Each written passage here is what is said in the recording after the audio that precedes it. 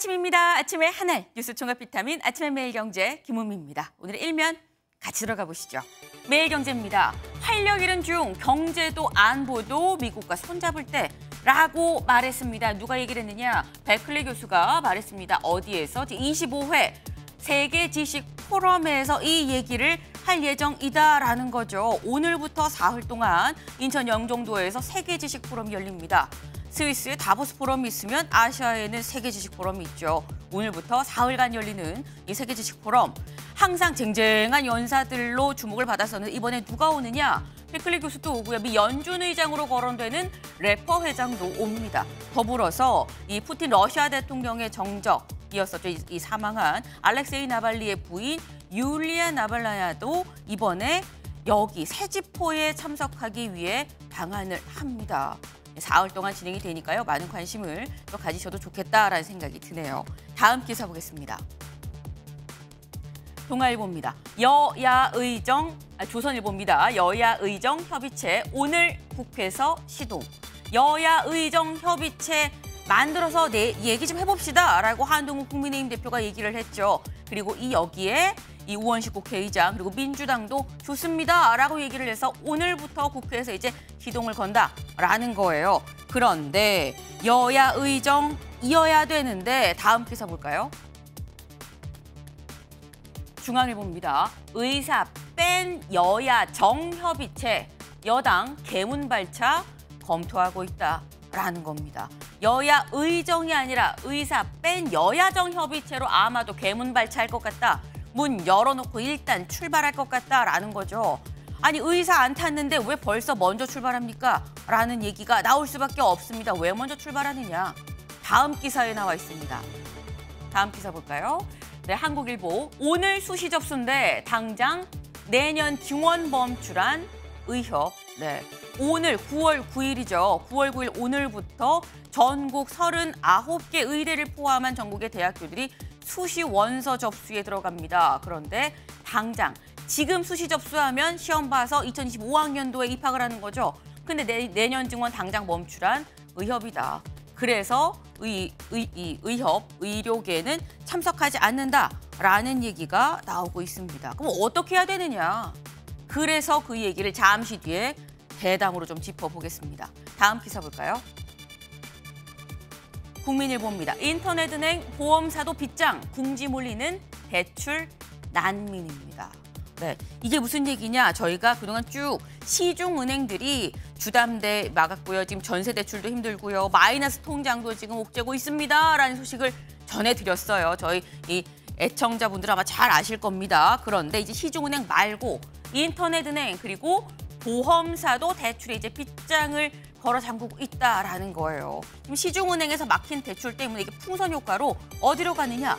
보험사로 이 대출 수요가 몰리고 있다라는 거죠. 그러다 보니까 이례적으로 보험사의 이 대출 이 상품이 조기에 완판됐다라는 겁니다. 네, 지금 오죽하면 궁지 몰린 대출 난민이란 얘기까지 나오고 있다라는 게 오늘 국민일보의 일면 제목이네요. 다음 기사 볼까요?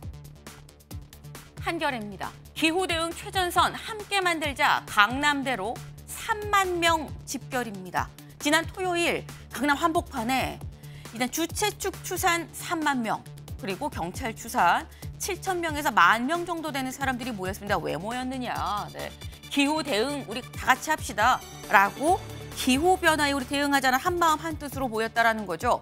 9월 곧 추석인데 여전히 더워서 한낮에는 에어컨 풀어야 되는 상황입니다.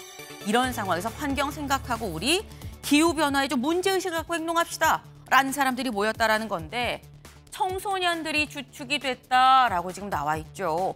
청소년들이 주축으로 모여서 무려 한 1만 명에서 3만 명 가까이 사람들이 모여서 기후변화 우리 행동합시다라는 얘기를 했다라는 겁니다. 청소년들이 어른보다 낫다라는 생각 같이 드네요. 네, 다음 사진 기사 볼까요? 네, 북적북적합니다. 여기가 어딘가 싶은데 네, 맞습니다. 인천국제공항입니다. 근데 인천국제공항 어제 이랬어? 어제 모습은 아니고요. 지난 7월 15일 국제공항의 이 발권 카운터의 이 모습입니다.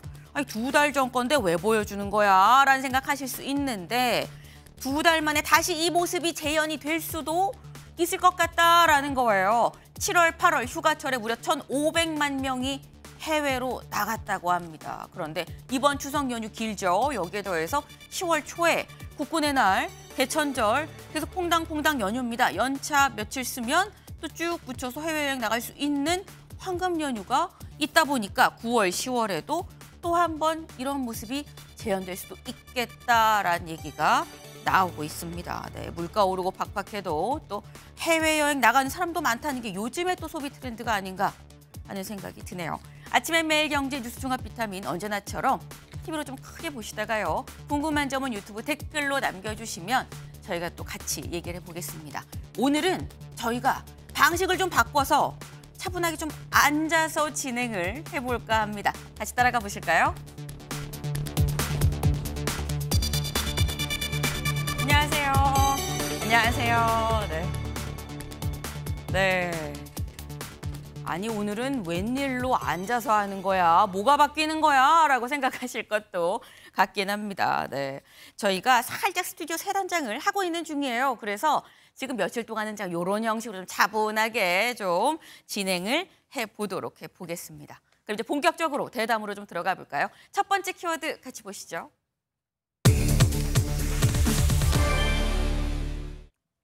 이걸 어떻게 읽어야 될지 좀 난감합니다. 여야 정이라고 읽어야 될지 여야의 정이라고 읽어야 될지 살짝 좀 애매해요. 네, 같이 기사부터 같이 보시죠. 의사 뺀 여야정 협의체 여당 개문발차 검토입니다. 아까 저희 일면에서 봤었던 기사죠.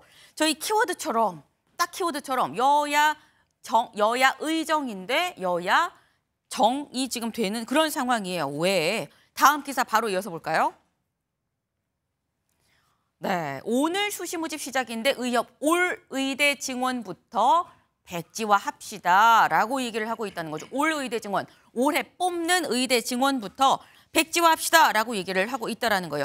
의협에서 입장문을 냈습니다. 뭐라고 냈느냐? 여야 의정에 대해서. 네.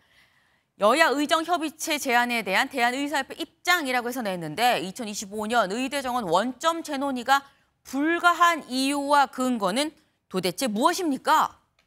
딱 이 한 줄이었습니다. 2025년 의대 정원 원점 재논의가 불가한 이유 그리고 그 근거는 도대체 뭡니까, 윤주진 위원님? 그런데 사실은 의협 입장에서도요. 제가 봤을 땐 2025년도 의대 모집 자체를 백지화하는 것에 대해서는 본인들도 좀 강한 요구사항이라고 저는 생각할 거라고 봐요. 왜냐하면 이미 아까 언론에서 보셨겠지만 네. 오늘부터 수시 모집이 시작이 됐고요. 그쵸. 만약에 정말 여기서 의대 증원이 백지화되면요. 아마 의료대란을 넘어서 아마 대한민국은 밀란이 일어날 겁니다. 예, 그 정도 수준의 파급력이 어마어마한 핵폭탄급 결정이기 때문에 2025년도 의대 정원에 대해서는 물론 의협은 현재 이런 목소리를 내고 있지만 이 정도까지는 강하게 요구해야 그 다음에 비로소 적어도 2026년도 의대 모집만큼은 다시 백지 상태에서 논의할 수 있지 않겠느냐. 저는 그런 협상 카드를 던졌다고 생각을 하거든요. 근데 지금 의사단체 입장에서는 아마 이렇게 생각을 할 거예요. 지금 돌아가는 이 전국을 보면은 물론 그래서는 안 되겠지만 본인들에게 우위가 있다고 생각을 할 겁니다. 왜냐하면 대통령도 저자세로 나오고 있고 정부도 제로 베이스 검토라고 하는 이제 표현을 쓰고 있거든요. 그런데 의사단체 입장에서는 지금 당장 협상 테이블에 앉는 것보다는 조금 더 분위기를 보다가 이제 정치권에서 어느 정도 의미 있는 어떤 전환의 모습을 보였을 때 그때 자신들도 참여하는 것이 명분이 있지 않을까. 또 그래야 의사들로부터도 지지를 받지 않을까. 그런 저는 계산이 좀 깔려 있는 것 같습니다. 네. 지금 윤주진 위원님 말씀은 이게 더 큰 거를 얘기를 해야 100을 얘기해야 50이나 30이라도 갖고 올 수 있다라는 생각이 있으니까 더 크게 일단 부르고 보는 거다. 지금 여론은 우리한테 와 있다라는 생각을 하고 있는 거 아니겠느냐라는 건데 김수민 위원님, 어떻게 보세요? 여론은 어디에 있는 겁니까, 지금? 일단 여론에서는 여야 의정이 모여서 협의를 하는 것을 좀 반길 것 같기는 합니다. 의료 대란을 일단 풀어야 되는 것이고 또 의협이라든지 의료계 입장 중에서도 들을 만한 그런 의견들이 있기 때문에 여론에서는 일단 협의를 하는 것 이 자체를 중요시하게 생각을 할 텐데 네. 그런데 2026학년도에 의대 정원의 그 확대를 유예하는 것 이 자체로도 어떻게 보면 의협의 성과라고 볼 수 있는 거거든요. 근데 여기서 더 나아가서 2025학년도 의대 정원 증원까지도 백지화하라 이렇게 네. 얘기를 해버리면 사실 이런 또 이제 의협에서 좀 돌아설 예, 의료계로부터 돌아설 그런 여지가 있습니다. 당장의 수시 모집은 이미 시작이 됐고 수시 네. 모집 중에서도 7월에 이미 재외국민이나 외국인 전형은 시작을 했거든요. 이 상태에서 그러면 어떻게 할 거냐? 수시 자체를 늦출 수도 있다는 말도 나오지만 그렇게 네. 했을 경우에 어떤 정원의 재조정이라든지 이런 문제들 그렇죠. 대교협과 각 대학들이 다 협의를 해야 되고 예, 설령 그 일정을 조정한다고 해도 이것 때문에 차질을 본 사람들은 항의를 하거나 나아가서는 소송까지 걸 수 있습니다. 이런 것들을 감안했을 때는 현재 2025학년도까지 조건으로 걸고 의료계에서 나오는 것은 국민들이 좀 돌아설 여지가 있다. 그렇게 전망을 해봅니다. 네, 지금 앞서서 뭐 거의 뭐 밀란 얘기도 살짝 나왔고요. 소송이 이어지지 않겠느냐라는 말씀도 지금 있습니다. 김광선 변호사님, 이게 만약에 학부모들이나 이 수험생들이 소송을 낸다고 하면 정부를 상대해서 내게 되는 거 아니겠습니까? 그럼 정부를 상대로 낸다 그러면 이 소송은 누가 이기는 겁니까? 일단 뭐 현실화되지 않았기 때문에 네. 이제 소송까지 갈 사안은 아니다고 봐요. 그리고 네. 이 입시는 이제 정책의 문제고 물론 그로 인해서 입시를 지원하고 예상했던 사람한테 피해가 가면 뭐 거기에 대한 이제 국가를 상대로 손해배상을 청구하겠지만 네. 그것은 사실은 현실성은 저는 없다고 이렇게 보고요. 일단 이제 중요한 것 중에 하나가 너무 제가 볼 때는 여야정 협의체를 지금 뭐 구성하겠다고 하는데 이제 시간이 좀 늦었어요. 그러니까 네. 타이밍을 조금 더 일찍 했으면 어떨까 싶어요. 그런데 사실 이제 대통령실이랄지 대통령이 계속 고집을 하다가 이제 뭐 정말 대란이 일어날 것 같고 문제가 있을 것 같으니까 이제는 문제가 없다고 하다가 이제 막 시작하려고 하는 거 아니에요. 근데 여야정 협의체를 구성하고 대통령실과 정부에서 상당히 많은 걸 양보한다 하더라도 네. 의사단체에서 들어올 가능성은 저는 별로 없다고 봐요. 왜냐하면 지금 문제가 뭐냐면 의사단체 협의체가 한두 곳이 아니잖아요. 뭐 전공의, 의협, 교수 많단 그쵸. 말이에요. 근데 지금 목소리가 각각 내고 중구난방이에요. 전부 다. 그럼 어느 한 단체가 들어온다 하더라도 과연 그게 협의한 걸 볼 수 있느냐 이런 문제가 또 있고 사실은요. 지금 의사들과 관련해서는 네. 의협에서 단일 목소리를 만들어 가지고 오는 게 맞죠. 그래서 대한의사협회가 있는 거 아닙니까? 네. 의사협회는 전공의뿐만 아니라 의사들이 다 포함되어 있는 그런 단체잖아요. 그런데 지금 협회장이 자질 부족이랄지 지금 뭐 탄핵까지 지금 뭐 절차가 이루어지고 있는 과정으로 지금 보이거든요. 그러면 의사협회에서 저렇게 뭐 전혀 리더십을 발휘하고 있지 못한 상황에서 이게 과연 이루어질까 하는 생각이 들고 우리가 2025년은 오늘 수시 모집하잖아요. 아까 네. 밀란 이야기했는데 뭐 밀란 정도는 아니라도 네. 만약 여기서 이걸 뒤집게 되면 네. 의료 대란에 의해서 입시 대란이 일어날 거예요. 입시 자체는 지금 문제가 되는 게 의대생들의 수시만 문제되는 게 아니고 다른 과에 지원하려는 사람과 다 이게 연관되어 그쵸. 있는 거기 때문에 네. 이것은 정부에서 아무리 뭐 양보한다고 양보할 수 없는 사안이거든요. 근데 이거 자체를 요구하는 것 자체는 아주 무리하고 그다음에 뭐 이 여야 의사정 협의처에 네. 가지 않겠다. 무조건 백지화하라. 0에서 시작하자. 그건 아주 불합리한 주장을 피고 있는 거죠. 네, 지금 이게 입시 대란으로 이어질 수밖에 없는 거다. 만약에 2025학년도 정원을 지금 건드린다고 하면 그 말씀을 지금 하셨어요. 의료 대란에 이어서 입시 대란까지 갈 수도 있는 사안이다. 근데 의료계에서도 무슨 얘기냐? 지금이 국가 비상사태 아니냐? 수능 옮긴 적도 있었다라고도 얘기를 해요. 언제 그랬느냐? 지금 이 전국의과대학 교수 비대위에서 뭐라고 입장을 냈냐면 한의대, 간호대의 경우에는 입시 도중에 정원을 좀 변경을 했고 심지어 법적 근거가 없을 때 공익을 위해서 수능도 하루 전에 연기한 적 있지 않습니까? 라고 지금 얘기를 했습니다. 근데 그게 언제냐? 수능 하루 전에 연기한 게 2017년에 포항에서 굉장히 지진이 크게 나죠. 규모 5.4였습니다. 이때 수능 하루 전날 시험을 일주일 연기한 적이 있긴 있었어요. 그러니까 지금 그만큼 지금 국가 비상사태다라는 얘기를 하고 있는 건데 김진욱 대변인님. 지금 의협에서 얘기를 하는 이 의료계에서 얘기를 하는 게 지금 국가 비상사태니까 2025학년도부터 다시 논의를 할 수 있는 거 아니냐라는 얘기인 것 같아요.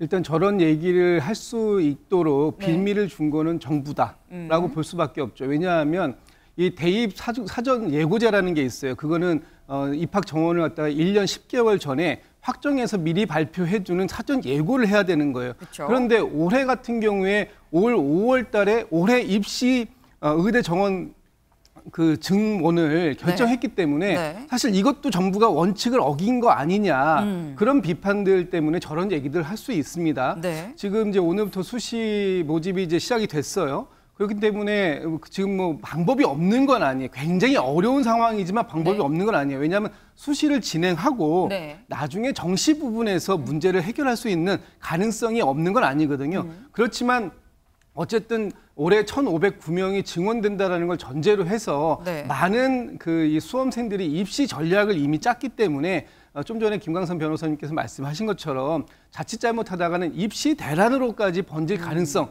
이 부분에 대한 우려가 분명히 나오는 것이고 어쨌든 정부가 이 점에 대해서 졸속적으로 추진하다 보니 네. 이렇게 된 거 아니냐라는 비판 이건 뭐 정부가 감내해야 할 몫이 아닌가 싶습니다. 정부가 좀 자초한 일이 없잖아 있다. 그 부분도 좀 명확히 난 짚어야겠다라고 지금 말씀을 하신 거예요. 다만 지금 상황에서 2025학년도 정원을 뭐 전혀 방법이 없는 건 아니다. 왜냐하면 수시 진행하고 정시에서 줄이면 된다라고 말씀을 하셨는데 근데 김수민 의원님 만약에 정시에서 줄이면 만약에 제가 수험생이면 그렇게 생각할 것 같은데요.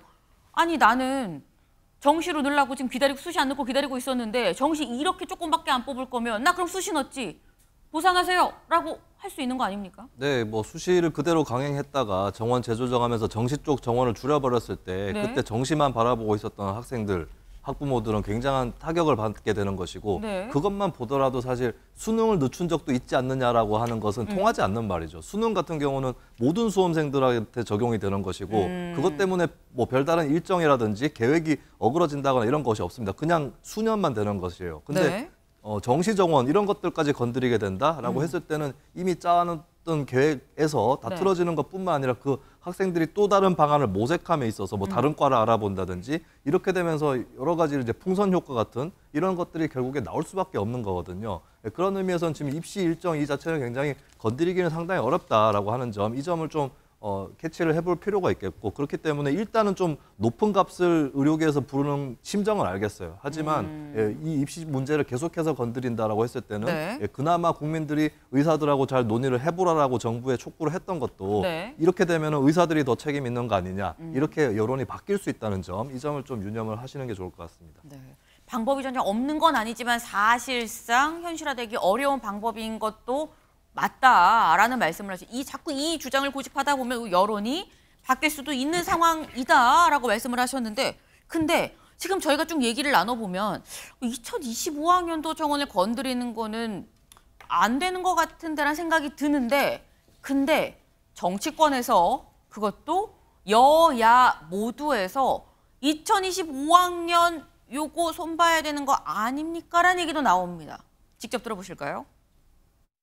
25년도 정원도 조금 이 상황이면 손을 좀 댈 필요가 있지 않을까. 올해 네. 정원도 좀 조정할 필요성이 있다, 논의할 필요성이 있다라는 거는 개인적인 당내에서 공감대가 아직 있는 개인적인 건 아니고 생각이에요. 이 사람들이 원하는 것은 2026년이 아닙니다. 2025년입니다. 우선은 2026년은 저는 그건 잘못된 거라고 생각합니다. 저는 지금이라도 뭐 이미 많이 늦었습니다만 2025년을 주장해서 피해를 최소화하는 그런 일들을 해야 된다고 생각하고요. 네. 지금 박주민 의원 그리고 안철수 의원 여야 모두에서 2025학년도도 좀 손봐야 되는 거 아니냐라는 이런 주제 지금 얘기가 나왔어요. 근데 이게 김준욱 대변인님 이게 우린 지금 다 이거 사실상 불가능한 거 아니야 얘기를 했는데 이게 정치권에서 나오는 이유가 뭘까요? 저건 정부 정책에 대한 불신 때문에 그렇습니다. 왜 그러냐면 올해 1,509명을 증원하는 걸 확정을 했어요. 네. 그러면은 이제 각 대학들은 그 증원분에 맞춰서 신규 교원을 채용하게 되어 있고요. 네. 그들을 또 교육시켜야 하는 이 교육시설 환경이라든지 이런 부분에 대한 투자를 지금 하고 있어요. 네. 그렇기 때문에 만약에 올해 거를 그냥 이 상태로 유지를 하고 간다면 내년에는 그럼 작년에 그 신규 교원을 채용한 사람들은 다 해고를 해야 되는 거냐. 또 이 교육시설에 대한 환경 투자를 해놓은 것에 대해서 네. 그럼 이 부분은 어떻게 하는 것이냐. 앞으로 증원을 전제로 한 투자인데 이 부분에 대한 논란이 예상되기 때문에 그 근본적인 원인인 25학년도 올해 것을 정리하지 않고서는 네. 내년 걸 논의하는 것이 의미가 없다. 이런 지금 의료계의 입장을 대변하는 것입니다. 김광석 변호사님. 근데요, 이제 2025년도를 이제 조정을 한다고 해봐요. 네. 자, 입시대회가 일어났어요. 네. 자, 감소자 이거예요. 네. 그러면 의사협회에서 그다음에 어떻게 할 거예요? 지금 의사협회가 완전한 승리를 거둔 거거든요. 25년도 지금 철회했어요. 26년도 0으로 해요. 네. 그럼 27년부터 어떻게 하자는 거예요? 그럼 의사협회에서는 자, 25년도 조정을 하자. 제로로 만들자. 네. 26년 제로 만들자. 그럼 27년도부터는 몇 명 정도 직원은 우리가 수용할 수 있다. 이렇게 얘기를 하면서 협의가 돼야죠. 그런데 전제 조건이 뭐예요? 25년도 0명으로 하자는 거 아니에요? 네. 그럼 0명을 해놓고 그다음에 우리는 증원 반대한다. 그럼 어떻게 될 겁니까? 이 말이 안 되는 주장을 지금 하고 있는 거예요. 그래서 지금 의료대란이 일어난다. 지금 문제가 있다. 응급실 문제가 생기니까 네. 의사들은 의사협회는 우리가 이제 주도권을 잡았다 이렇게 생각할 가능성이 크죠. 하지만 2025년도에 있어서의 정부는 이건 정부가 정책을 잘못했든 잘했든 간에 네. 이것은 정부랄지 대통령에서 양보할 수 있는 사안이 아니에요. 이건 마지노선이죠. 네. 그러면 의료개혁도 실패하고 대학 입시와 관련된 문제에서도 이것도 실패가 되는 거거든요.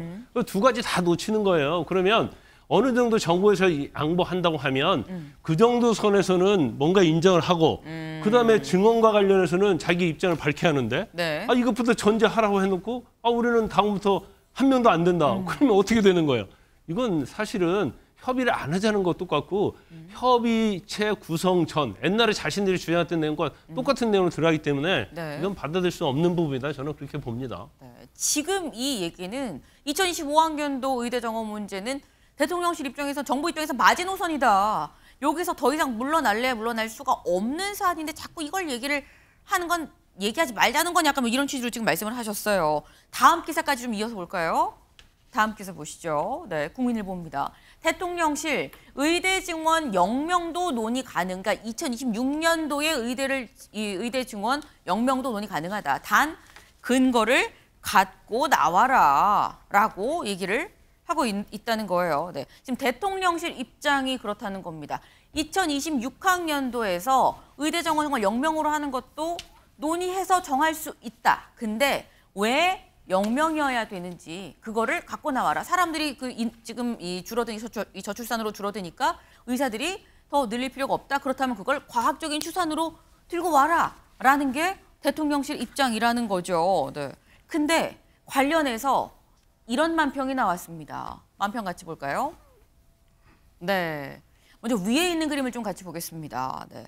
2026년 의대 증원 규모 과학적 근거에 의한 합리적 의견 제시 없으면 재논의 불가합니다. 라는 게 대통령실 입장이라는 거예요. 근데 해석, 오려면 오고 말려면 말어 라고 지금 의료계는 해석을 하고 있다라는 거죠. 근데 이건 윤주진 위원님. 예.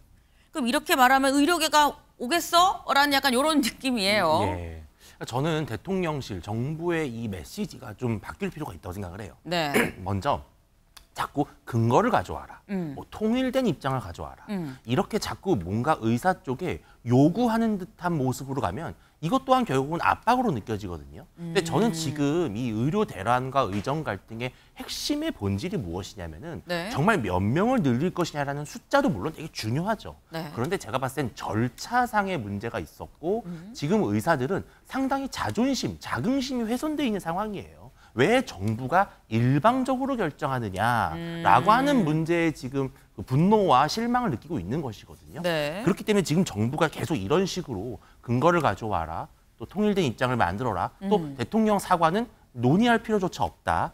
저는 이런 고압적인 자세를 버리는 것이 중요하고 그 단초가 2026년도 정원에 대해서는 우리도 0명에서 시작하겠다. 같이 0명에서 그게 네. 100명이 됐든 500명이 됐든 같이 논의하자라고 하는 그런 접근이 필요하다. 그리고 저는 이 정치권에서 절대로 속지 말아야 될 미신이 뭐냐. 사과하면 지는 거다라고 말씀하시는 분들이 있어요. 네. 저는요. 그럼 김건희 여사 문제도 어땠습니까? 결국은 대통령께서 고개를 숙였을 때 마음이 누그러진 것이거든요. 저는 이 정도의 의료 대란이 걱정된다면 네. 일단은 정부가 겸허한 모습으로 의사들에게 일단은 손을 내미는 것이 그것이 이 문제를 풀어가는 첫 번째 단추다 이렇게 생각을 합니다. 오늘 되게 묵직하게 한 말씀 하셨어요.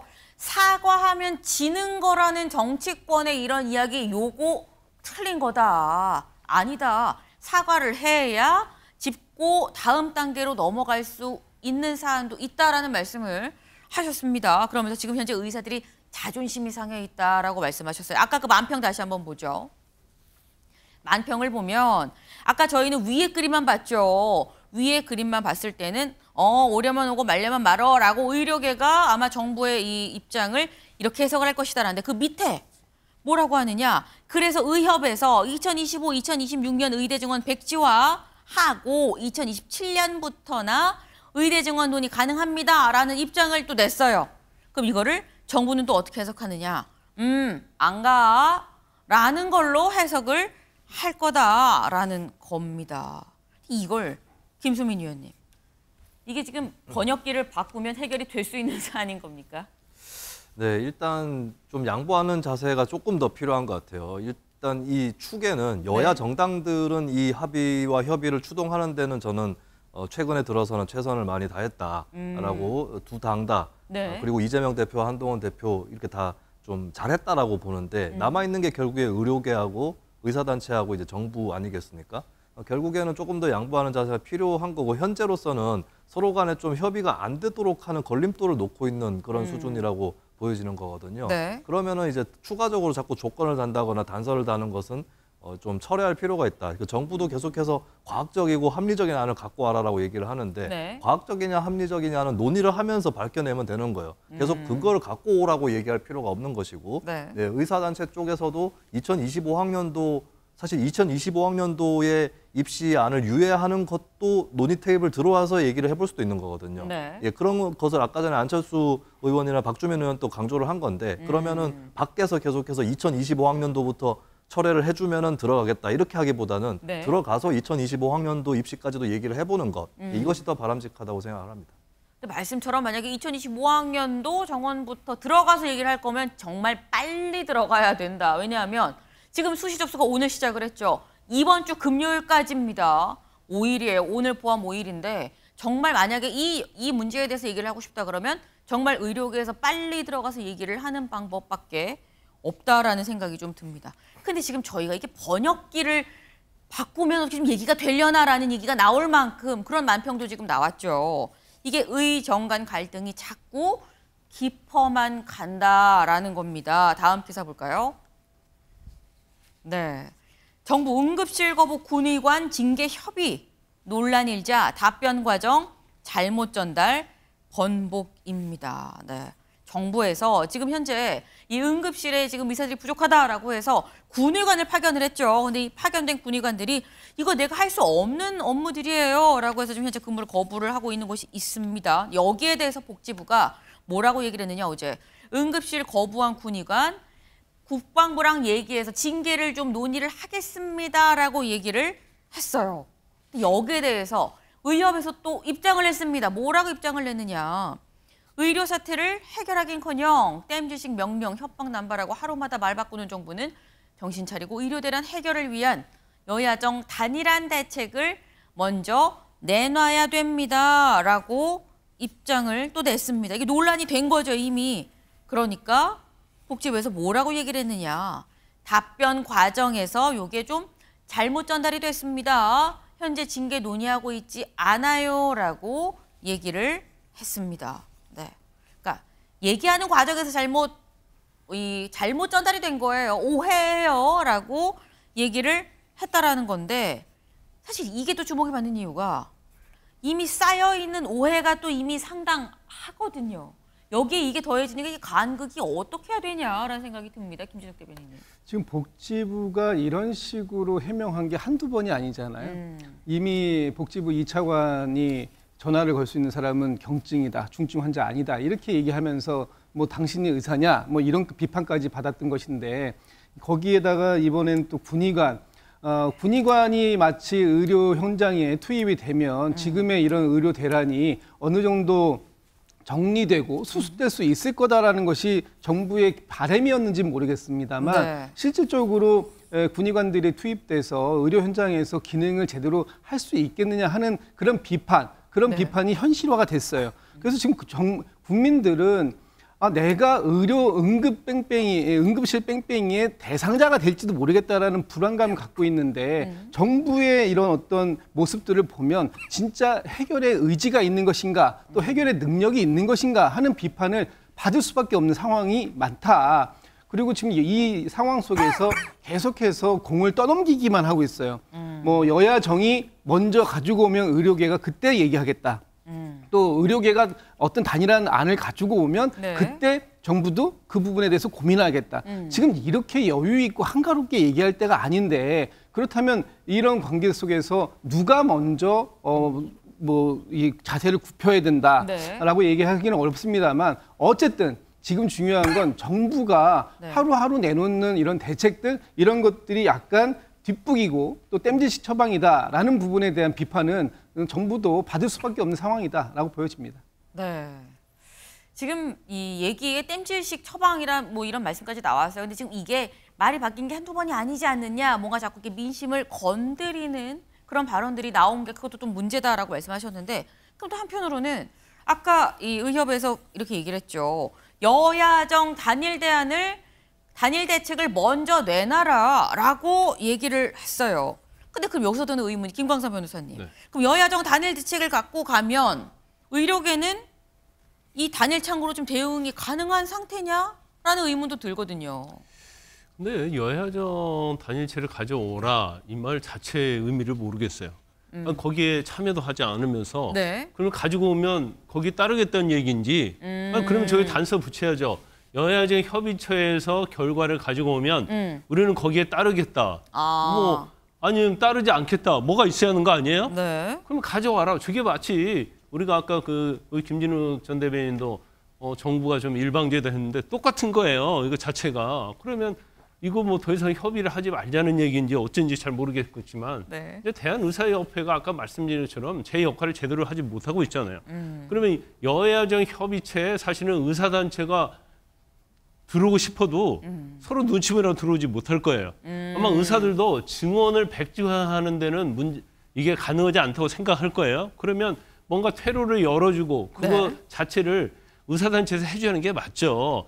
너무 2,000명이 과하다고 하면 1,000명이 됐건 500명이 됐건 근데 전혀 제로를 할 수 없다는 것은 거의 불가능한 거 아닙니까? 그러면 거기에 대해서 제안을 해야지 가져와봐라. 그리고 아니면 말고 이런 식으로 얘기하는 것은 잘못된 거죠. 여야정 이 단일안을 가지고 오면 따르겠다는 것도 아니고 가지고 오면 뭐 아니면 말고 논의는 한번 해볼 수 있어라는 입장이라면 논의를 하겠다는 진정성을 느낄 수가 없지 않냐라는 건데 요즘 정말 많은 분들이 물어봅니다. 아니 이거 지금 의료대라는 게 의정 갈등 어떻게 돼가고 있는 거야? 라고 많이 물어보시는데 이 질문을 누가 하느냐? 정치권에서 하고요.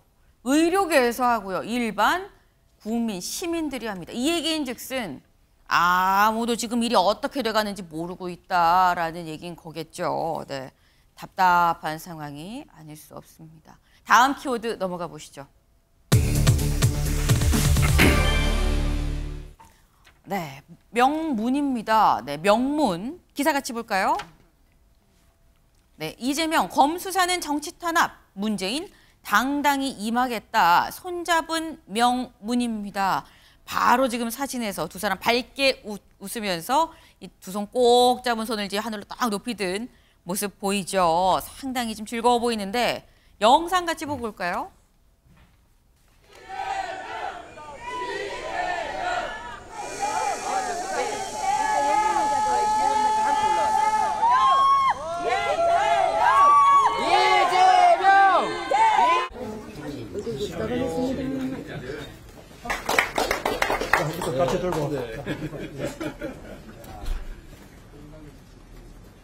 이재명 대표가 여사님과 대통령의 가족에 대해서 지금 현 정부가 하고 있는 이 작태는 정치적으로도 또 법리적으로도 도저히 이해가 되지 않는 정치 탄압이고 한 줌의 지지 세력을 결집하기 위한 수단 아니냐.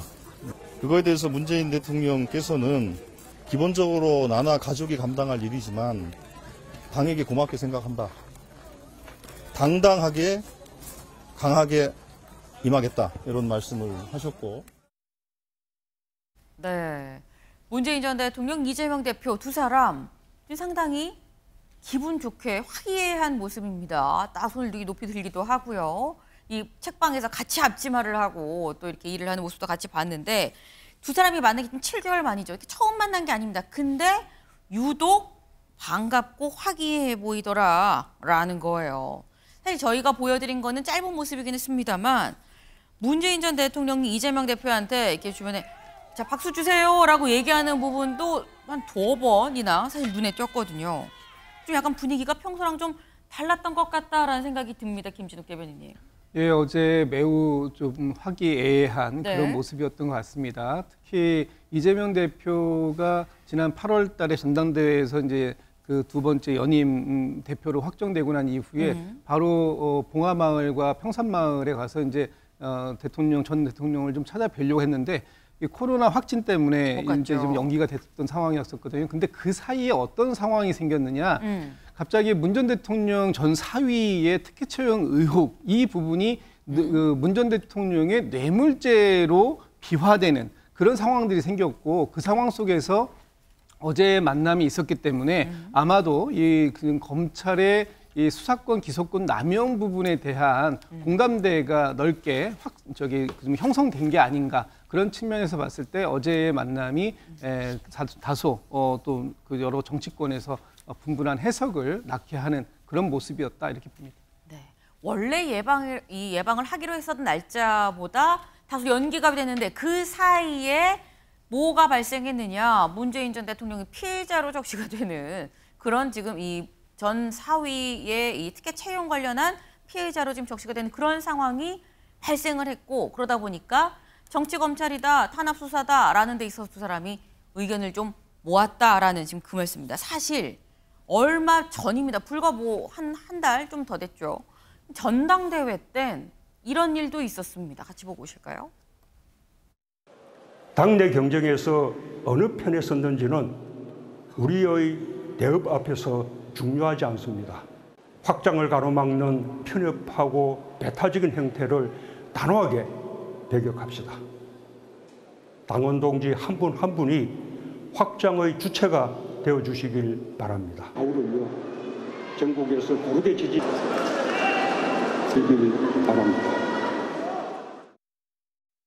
네, 사실 지난 전당대회 때 문재인 전 대통령이 영상으로 축사를 보냈었죠. 근데 그때 배타적인 태도를 우리 배격하자라고 문재인 전 대통령이 얘기를 했었는데 그 얘기에 당시 상당히 모여있던 어떤 친명 지지자들이 야유를 보내고 뭐 이렇게 얘기를 했었던 그런 상황이 있었어요.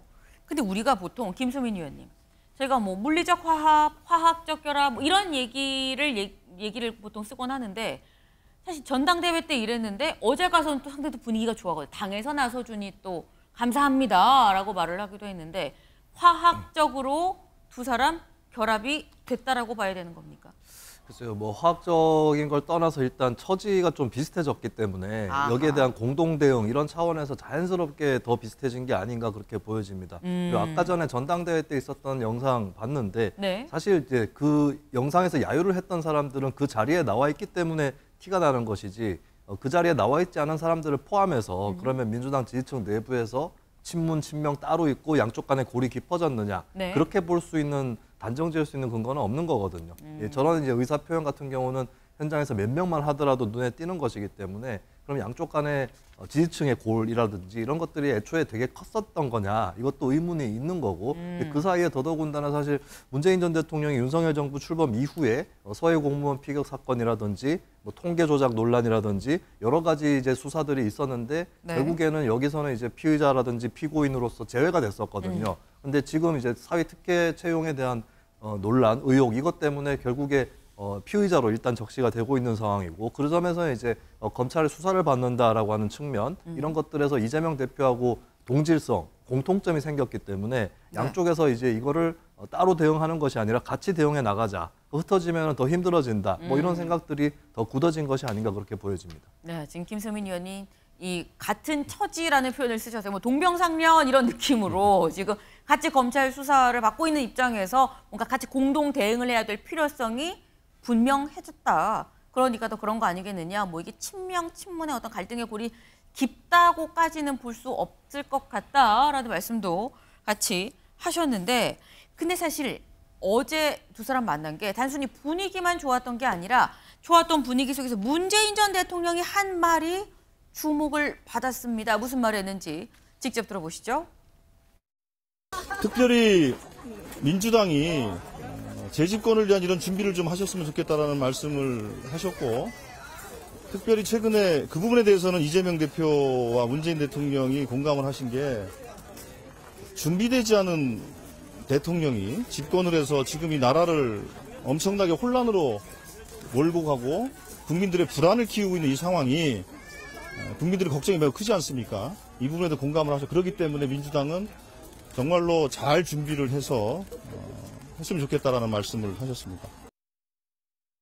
네, 문재인 전 대통령이 얘기하기를 지금 준비되지 않은 대통령 때문에 혼란스러운데 민주당 재집권 준비를 해야 됩니다. 재집권을 위해서 지지층을 넓혀야 됩니다. 라는 얘기를 했다라는 거죠. 지금 이 문가족 수사는 정치 탄압, 재집권 위에 지지층 넓혀야 라는 얘기를 했다라는 거예요. 근데 이 얘기를 잘 들어보면 김광선 변호사님, 이 얘기가 이거 이재명 대표 다음 대통령은 당신이니까 재집권 준비 잘 하세요라고 들릴 수도 있을 것 같아요. 어떻게 들으셨습니까?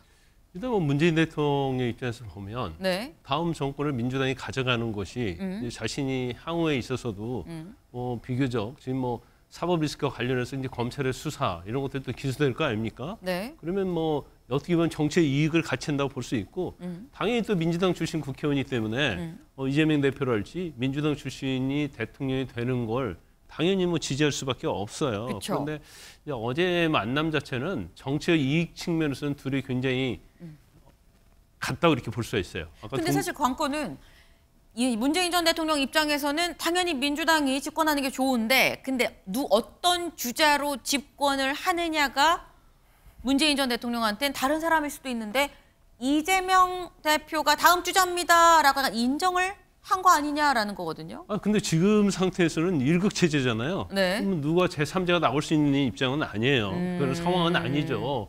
그리고 이제 사법 리스크가 남아 있는데 이제 네. 사법 리스크에 의해서 또 다른 주자로도 교체될 가능성도 뭐 없는 것은 아니잖아요. 하지만 현 상황으로 보면 지금 민주당 내에서는 이재명 대표하고 대립을 세울 수 있는 어떻게 보면 경쟁할 수 있는 주자가 아주 전무한 상태잖아요. 결국 이재명 대표의 손을 들어줄 수밖에 없는 거고, 아마 문재인 전 대통령 입장에서 보면 어제의 이재명 대표의 방문은 엄청 반가웠을 거예요. 왜냐하면 지금 본인이 퇴임한 대통령이잖아요. 네. 수사를 받고 있는데 본인도 그러잖아요. 가족과 내가 감내할 것이다 했지만 네. 지금 민주당에서 TF도 구성하고 많이 도와주고 있잖아요. 네. 그럼 본인의 입장에서 보면 엄청난 우군이 있고 네. 자신을 방어해 줄 수 있는 171명의 국회의원이 있는 거예요. 그러면 어제 어떤 만남 자체는 어떻게 보면 문재인 전 대통령 입장에서 보면 정말로 이건 자신에게 있어서 고무된 일이고 자기가 믿을 수 있는 방어막이 엄청난 방어막이 생겼다고 생각을 하겠죠. 이제 그에 반해서 이제 이재명 대표는 전에 이제 비명 행사로 총선 과정이랄지 굉장히 약간 대립적인 것이 있었잖아요. 네. 근데 그것도 뭐 해결하면서 뭔가 결집을 통해서 자신의 지지도를 더 끌어올리려는 그렇기 때문에 뭐 둘 입장에서 보면 저 만남 자체는 서로의 이익이 되는 정치의 이익이 되는 만남이었다 이렇게 평가할 수 있을 것 같아요. 네. 지금 안 그래도 TF를 좀 당에서 만들고 그러지 않았느냐, 문재인 전 대통령 입장에서는 반가울 수밖에 없다라고 말씀하셨는데, 말씀하시니까 김준욱 대변인님, 근데 이 뭐 전 정권 탄압대책위원회인가요? 그 TF를 지금 만들었는데 위원장이 친명의 김영진 의원이 위원장을 맡았어요. 근데 친문이 맡을 법한데 친명 김영진 의원이 맡았네라는 생각도 들었었거든요. 굉장히 의미 있는 네. 그런 시그널을 주는 거죠. 김영진 의원 같은 경우에 삼선 의원이기도 하지만 네. 원조 친명이라고 그쵸. 정평이 나 있는 분이에요. 그렇기 때문에 원조 친명이라는 그 김영진 의원이 TF의 대책위원장을 맡았다라고 한다는 것은, 이것은 단순하게 문 전 대통령의 어떤 정치 탄압 부분을 개인의 부분으로 보는 것이 아니라 민주당 전체의 부분으로 보겠다 하는 이재명 대표의 의지가 반영된 거다 이렇게 봐야지는 것이고요. 참 아이러니한 것은 네. 이번에 친명 또 친문 이 두 세력을 이렇게 그 결합시켜주는 또 단일 대우를 형성하게 만들어주는 이 오작교를 검찰이 놔줬다라는 게 굉장히 아이러니하다. 그런데 이 검찰에 대해서 공동 대응해야 할 필요성 이 부분이 훨씬 더 강조되고 있다 이렇게 보여집니다. 아, 지금 검찰이 두 사람 사이에 이 브릿지 오작교를 좀 놔준 거 아니겠느냐라는 말씀을 지금 하셨어요. 네. 근데 지금 문재인 전 대통령 지금 이 이재명 대표랑 예전보다 좀 더 가까운 것 같다라는 느낌이 드는 이유 아까 뭐 같은 처지 말을 했죠. 검찰 수사를 받고 있습니다. 사실 당장 오늘도 뭐가 있느냐 다음 기사 볼까요? 문 전 대통령 불러낸 기소 전 증인 신문 방어권저의 수사권 남용 반발. 네.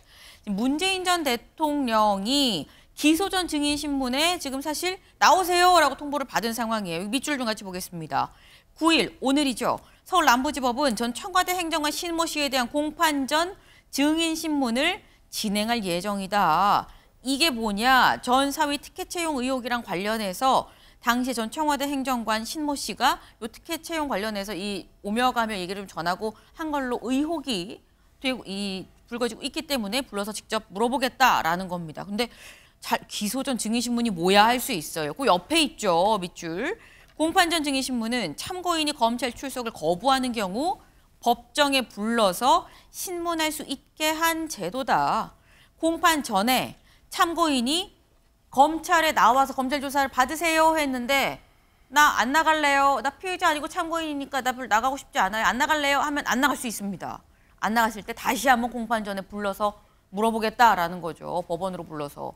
근데 이거를 지금 신모 행정관만 부른 게 아니라 문재인 전 대통령도 사실 이 자리에 불렀는데 나가진 않을 것 같다라는 얘기가 지금 나오고 있는 거죠. 근데 윤주진 위원님, 예. 이 기소 전 이 신문이 이게 사실 이례적이긴 해요. 특히 예. 전 대통령에 대해서 이런 적이 있었나라는 생각이 들긴 듭니다. 예, 그래서 밀각에서는 이제 문재인 대통령이 이러한 소환이라든지 신문에 절대로 응해서는 안 된다. 끝까지 버텨야 된다. 이런 이제 주장을 하고 있죠.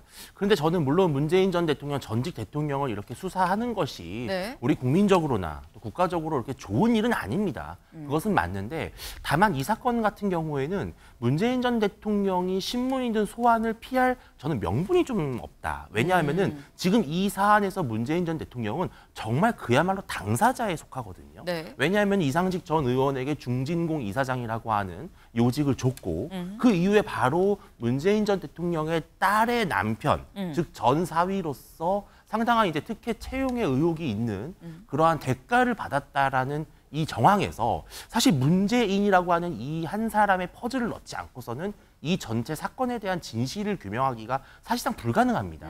그래서 문재인 전 대통령이 어떤 방식으로든 사실은 재판이 됐든 소환이 됐든 국민들에게 설명을 할 의무가 있거든요. 네. 근데 이것을 회피한다면 이렇게 이례적인 수단을 쓸 수밖에 없는 이러한 검찰의 상황도 좀 이해할 만하다. 예, 이렇게 좀 보고 있습니다. 네. 이 기소 전 증인 신문이 사실 이것도 김광석 변호사님, 문재인 전 대통령이 나 안 나갈 건데요 하면 안 나갈 수 있는 거 아닙니까? 아니 근데요, 이게 좀 잘 알아야 할 내용이 네. 저희 한국일보 내용 보면 네. 기자가 이 제도의 취지를 좀 잘못 알고 쓴 것 같아요. 제가 볼 때는 법조인으로서 보면 네. 왜 이게 이례적이냐면요.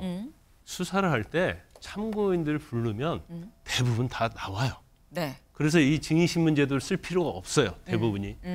단지 명백한 지금 조건이 뭐가 있냐면 형사소송법에 없어서는 안 될 사실은 안 되고 명백히 인정되는 자 이렇게 돼 있거든요. 네. 그래서 참고인 지수를 거부하는데 그 사람이 명백하게 인정되는 사실을 안다고 보기 어려우면 이 제도를 쓰지 않습니다. 말이 좀 어려운데 이 말씀이신가요? 그러니까 이 사람이 요 사건에 대해서 꼭 반드시 불러서 얘기를 들어야 되는 사람인데 안 왔다라고 할 때만 기소 전 그렇죠. 증인 신문을 부를 수 있다 그 말씀이죠. 그런데 대부분이 다 수사기관에서 부르면 와요. 그러니까 이 제도를 쓸 필요가 없는 거예요. 네. 그런데 이 신모 씨 같은 경우에는 자신이 와서 사실대로 얘기하면 되잖아요. 아무런 문제가 없다는 거 아니에요? 네. 근데 수사기관에서 불렀는데 검찰에서 불렀는데 3번이나 안 나온 거거든요. 그래서 증인신문 제도라는 거, 기수전 증인신문 제도를 이용한 거고 첫 번째. 두 번째는 계속 뭐 대통령 망신주의다 얘기하는데 여기에 참여하고 안 하고는 대통령이 알아서 하는 거예요. 그 대부분이 참여를 안 씁니다. 네. 그러면 이건 망신주의다 이렇게 볼 수가 없거든요. 근데 세 번째는 방어권 보장 얘기를 하는데 네. 참고인 불러서요. 검찰서 수사할 때도 기록을 다 보여주고 하는 게 아니에요. 근데 이 한국일보 내용 보면 네. 기소도 안 본 상태에서 하면 방어권 보장이 안 된다 이 얘기를 하고 있거든요. 네. 근데 이것은 수사기관에서 조사할 내용을 그대로 증인신문을 하는 거기 때문에 이거 거의 동일하게 보면 되는 거거든요. 그래서 이걸 가지고 뭐 방어권 보장이 아니다 이렇게 따지는 것은 제가 볼 때는 잘못된 겁니다. 네, 지금 요거 기사 취지가 좀 잘못됐네라고 개인 의견으로 일단 이 지적을 좀 하셨어요. 네, 일단 문재인 전 대통령 입장에선 검찰 수사가 어쨌거나 뭐 꼭 이 기소전 증인신문뿐만이 아니라 일단 검찰 수사가 앞으로 계속 진행이 되겠죠. 딸 다혜 씨도 뭐 소환 조사한다는 얘기가 있고 그러고 난 다음에는 문재인 전 대통령도 또 부를 수도 있다, 소환할 수도 있다라는 게 지금 사실 예측이 되는 단계들인 건데 관련해서 탁현민 전 비서관이 SNS에 글을 올렸습니다. 뭐라고 올렸느냐. 이렇게 올렸어요. 누군가 나의 대통령을 물어뜯으면 나도 물어버리는 것 말곤 할 수 있는 게 없지만 그렇게라도 해야 한다면 언제든 기꺼이 물겠다. 김준욱 대변인님. 탁 전 비서관이 무는 건 어떻게 한다는 겁니까? 글쎄요, 뭐 본인이 할 수 있는 게 그 어떤 상황에 대한 설명 뭐 이런 것들이겠죠. 뭐 검찰이 제기하고 있는 문제들에 대한 반박성 글들 뭐 이런 것들일 텐데 그 전에 지금 좀 전에 윤주진 위원님께서 네. 문재인 전 대통령께서 이 참고인 진술을 하면 될 거 아니냐. 지금 문 전 대통령에 대해서 검찰이 참고인 조사를 요청한 바가 없는 걸로 저는 알고 있습니다. 없다. 그럼에도 불구하고 이렇게 오늘 증인 그 기소전 증인 신문에 불렀다라는 것은 네. 명백하게 모욕을 주기 위한 것이다. 그리고 이 과정에서 과연 그 지금 이 제도가 잘못 이용되는 경우들이 있는데 어떤 경우냐면 증인 신문에서 사실상 피의 사실 공표 행위만 하고 끝나는 경우들이 많았어요.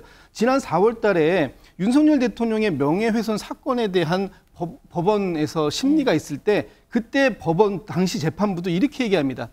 증거 조사가 안 된 모든 증거가 나오는 건 타당하지 않다라고 얘기하고요. 예전에 1996년도에 이 건에 대해서 헌법재판소가 일부 위헌 판결을 내린 적도 있어요. 그때도 얘기한 것이 뭐냐면 뚜렷한 물증이 없는 상황에서 관련자의 진술만으로 피의자를 기소할 때 이 절차를 활용하는 것은 부적절하다라는 지적이 분명히 있었습니다. 지금 상황이 마치 그때 그 상황이 아닌지 한번 검찰도 되돌아봐야 될 시점이 아닌가 싶습니다. 제가 한 말씀 할게요. 네.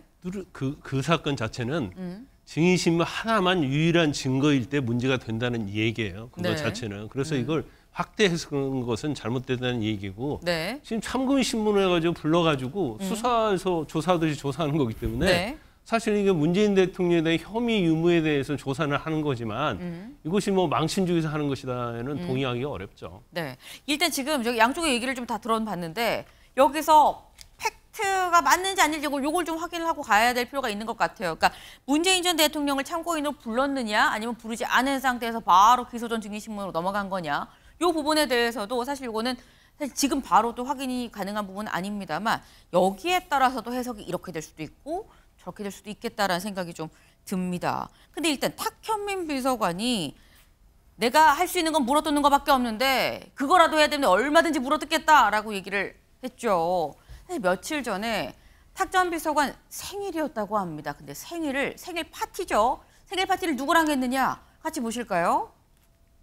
합니다. 생일 축하합니다. 사랑하는 탁현민 생일 축하합니다.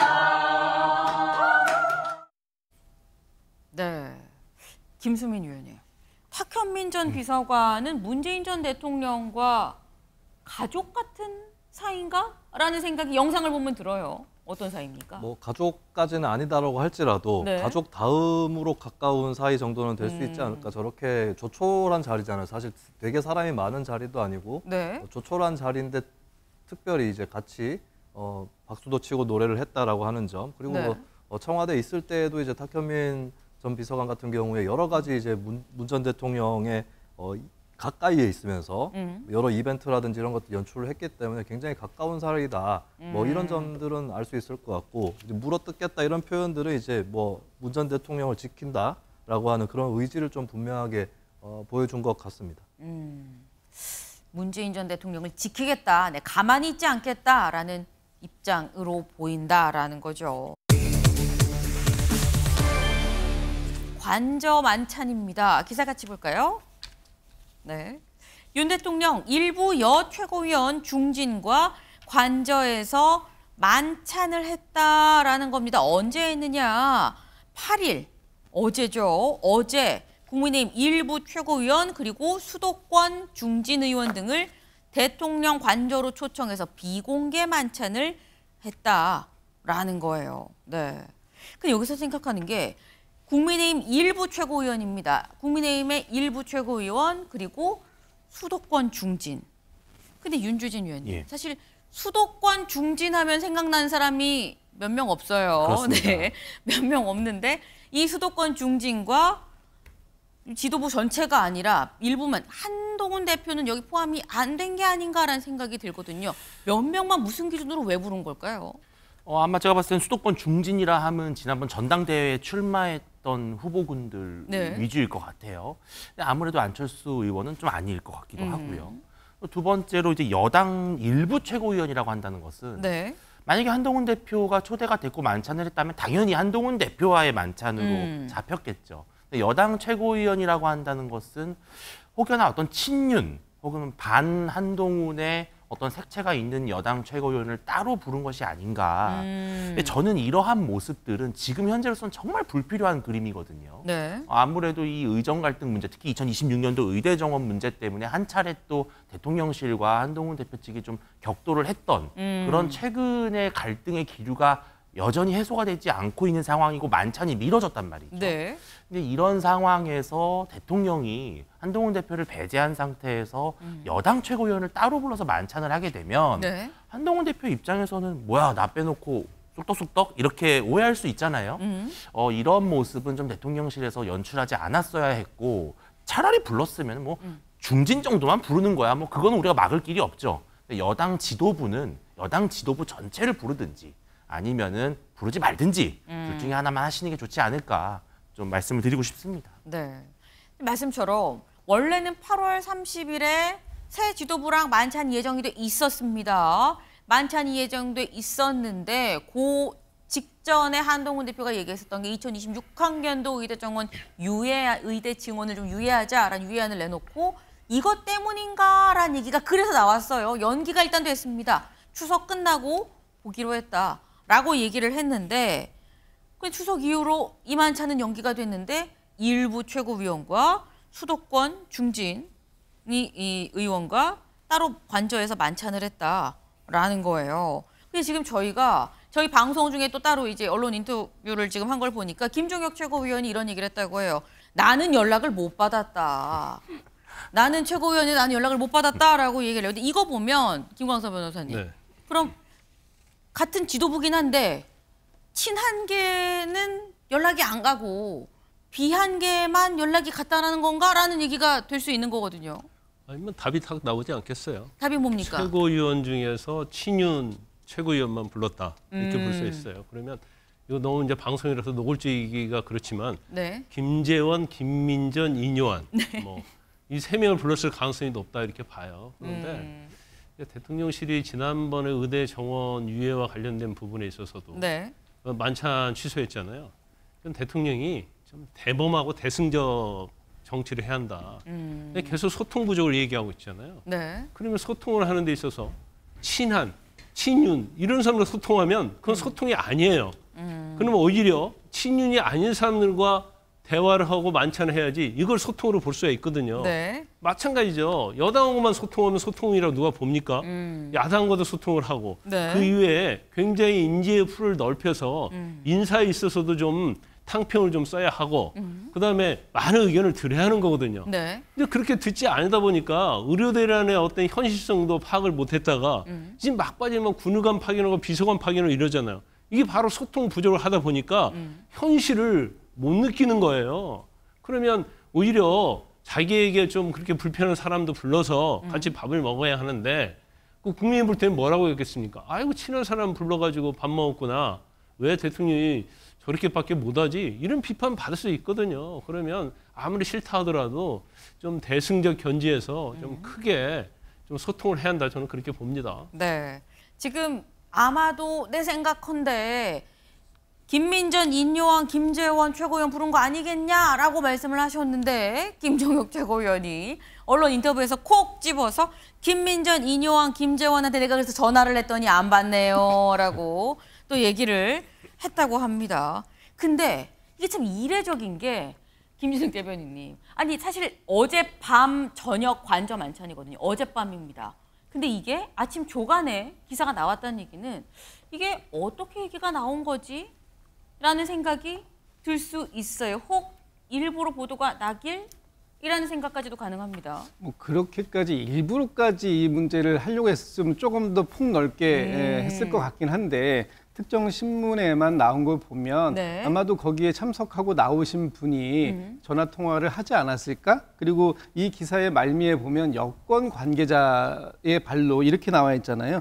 뭐 추석 이후에 다시 한번 지도부의 만찬이 그대로 진행될 것 같다라고 네. 얘기하는 거 보면 네. 이거는 거기에 다녀오신 분 중에 한 분이 얘기를 하신 것 같다. 근데 8월 25일 날 고위당정 회의가 있었습니다. 네. 그 자리에서 한동훈 대표가 이 한 총리에게 지금의 의정 갈등 이 문제를 해결하기 위해서는 의대 증원 부분에 대한 유예가 필요하다라는 걸 전달하고 네. 그리고 나서 문제가 확산되고 8월 30일 만찬이 취소가 됐어요. 네. 그리고 나서 그 이후에 고위당정 회의가 지금 열리지 않고 있고 대통령과의 만찬 일정도 잡히지 않고 있는 와중에 네. 이렇게 특정 일부 인사들만 관저에 가서 대통령과 만찬을 했다라는 것은 앞으로 이 국민의힘 당 안에서 한동훈 대표의 운신의 폭이 여전히 좀 제한적으로 작동될 수밖에 없는 거 아닌가라는 우려점은 있습니다. 네.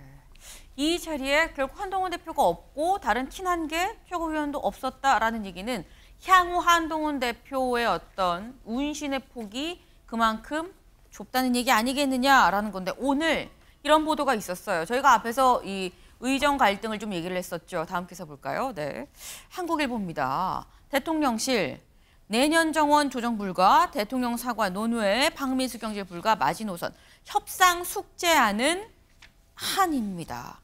지금 대통령실은 마지노선을 명확하게 구획을 확 딱딱 짚고 있는데 이런 상황에서 협상을 하긴 해야 된다. 근데 이 숙제를 누가 안고 있느냐? 한동훈 대표가 안고 있다라는 얘기예요. 근데 김수민 의원님, 한동훈 대표는 만찬 초대도 못 받았는데 협상 숙제를 어떻게 풀 것이냐, 어떻게 보십니까? 이 숙제를 한동훈 대표가 반드시 해결해야 되는 거냐라고 했을 때 현재 대통령실에서 이렇게 닫힌 태도로 나오게 되면 네. 한 대표는 사실은 이거 문제 해결을 해야 되는 부담에서는 오히려 자유로워질 수도 있는 것이죠. 예, 기회조차 주지 않고 있다라고 하는 점. 그러니까 네. 한동훈 대표는 이미 2026학년도에 이 증원에 대해서 유예하자는 제안을 했고 그것이 어느 정도 받아들여져서 네. 예, 그것이 민주당 입장하고도 다 어우러져 가지고 여야 의정 협의체를 구상하는 단계까지 이미 왔거든요. 네. 그럼 남아있는 건 아까도 제가 말씀드렸지만 정부하고 의료계의 입장이 문제다라는 측면인데 정부에서 현재 뭐 이 의료 대란뿐만 아니라 여러 가지로 당정 협의라든지 이런 것들 원활하게 하지 않는다면 물론 한동훈 대표도 최선을 다해야 될 의무는 있겠지만 네. 정부가 이거를 받쳐주지 않는 이상은 한동훈 대표한테 크게 더 책임을 물을 소지도 별로 없어지는 거 아닌가. 네, 이런 측면을 좀 생각을 해봐야 될 것 같습니다. 네. 네, 이런 측면까지도 좀 같이 고민을 좀 해봐야 된다라고 말씀을 하셨어요. 근데 한동훈 대표 입장에서는 오히려 약간 책임을 좀 덜 수 있는 윤 대통령이 좀 이런 식의 스탠스를 갖는다면 책임을 좀 덜 수 있는 거 아니겠느냐라고 말씀을 하셨는데 김준욱 대변인님. 하지만 한동훈 대표 입장에서 그렇다고 이거를 처리하지 않고 그냥 지나치고 어떡합니까? 라고 대통령실 정부 잘못이에요라고만 말할 수 있는 상황도 아니거든요. 그렇게 하게 되면 한동훈 대표의 정치력은 낙제점을 받겠죠. 지금 한동훈 대표에게 국민들이 기대하는 바는 집권 여당의 대표로서 이 문제를 중간에서 중재자의 역할을 본인이 또 자임을 했었던 측면이 있었기 네. 때문에 그 역할에 대해서 기대하고 있는 것이고 그 부분을 평가하겠다라는 것이거든요. 그런데 지금 한동훈 대표를 이렇게 제외하고 지금 어제 그 결론은 뭐 거의 뻔하지 않습니까? 지금 당에서 아무리 유해나 이런 부분들을 얘기한다 하더라도 대통령 입장에서는 그걸 받을 수 있는 입장은 아니다. 대통령실의 또 정부의 입장은 명확하다라는 걸 한 번 더 확인한 자리였을 테기 때문에 한동훈 대표는 뭐 중간에서 운신의 폭이 있을 수가 없는 상황이다. 뭐 진퇴양난 아니겠습니까 지금? 네. 지금 진퇴양난이다라는 말씀을 쓰셨는데 앞으로 한동훈 대표가 지금 상황을 어떻게 풀어 나갈지가 관심이 좀 모아지네요. 저희가 준비한 소식 오늘 여기까지입니다. 오늘도 좋은 하루 보내세요.